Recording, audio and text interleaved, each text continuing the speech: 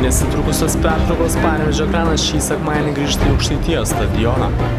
A lygos 21-ame ture mėlynai raudonė jėga surems su Klaipėdos Granito ekipa.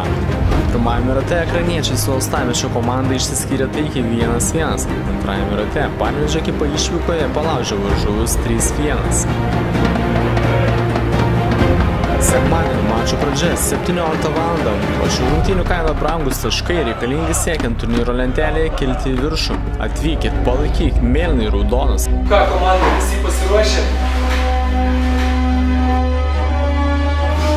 Atsisėdom dar ir minutę kiekvienas savo mintyse susikūpėm rungtynių.